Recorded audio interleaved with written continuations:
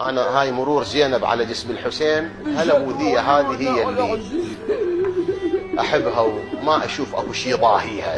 الله يرحم سيد عبد الصاحب الريحاني خادم الحسين، هو يقول مشت وعيونها على حسين تربة. شايف الناقة تمشي بعيدة بس هي دايرة وجهها على قبر الحسين. نعم. بحيث العابدين قال لها عمك كسرت قلوبنا كافي، ديري وجهك كافي. قال لك لا اخوي.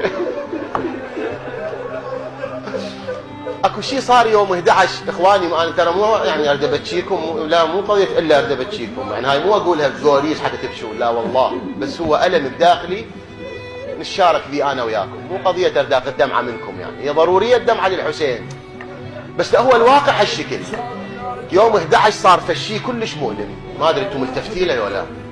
هذا عمر بن سعد قبل لا يطلع من كربلاء